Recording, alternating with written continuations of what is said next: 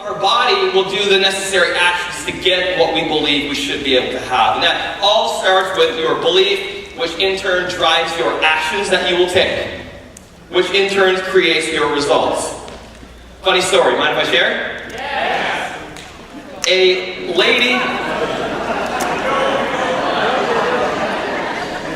There's a lady's cooking a ham. Mom's cooking a ham and her daughter is sitting there. And the mother cuts the ends off the ham, puts the ham in the oven. The little daughter says, "Mom, why did you cut off the ends of the ham?" And the mother says, "Well, that's just what you do." And she says, "Well, why?"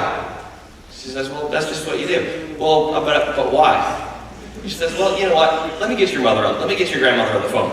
So she calls up her mother and says, "Mom, Sarah here wants to know why we cut the ends off the ham." And Sarah's grandmother says, "Well, that's just what you do, sweetie." Sarah says, yeah, but why?"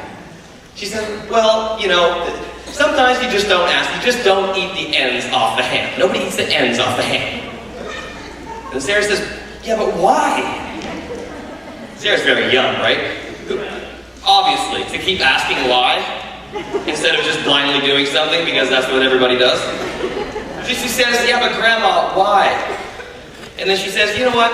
Let's get that question answered for you. That's what my mom used to do. So let's get your great-great-grandmother on the phone. Let's call up my mother." And she calls up my mother, and of course she's like 110. She's like, "Hello?"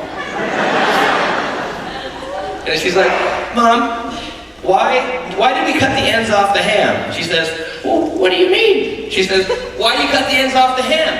And she says, "Well, that's the only way we could get it to fit in the pot."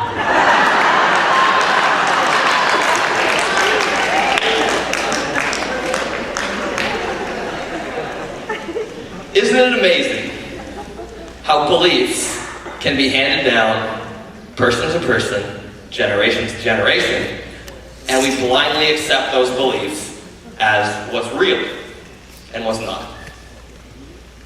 Have you guys ever heard of the 40-40 by 40 plan?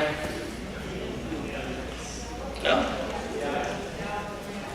You know, when I was in the government and I went to work I was working for the government for 4 months, and I went there, and when I sat there and I was watching everybody work all the time, and you know, they're out, their vision for life, and this is no offense to anybody that does this, the vision is to go to work every single day, you know, go to school, get an education, and that education will help you get a good what?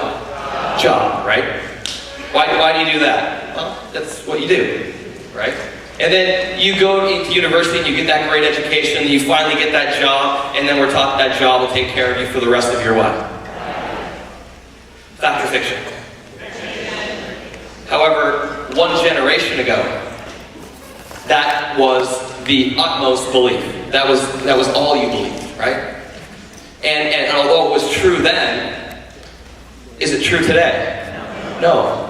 However, sometimes we have trouble in letting go of the fact that the only way for life, the only way to be successful, is to go to school, get a good education, get a great job, and that job will take care of you for the rest of your life. That's what we believe is a typical success story for where we're at today. How many of you guys are free to break and let go of that belief and create our own belief, define our own destiny, which will in turn dictate our actions and in turn change our results? Are you guys up for changing that belief pattern that you have? Because ladies and gentlemen, I said 90% of success is what? If you don't believe there's a different way, is there a different way? Gang, there's a different way. There's a different way.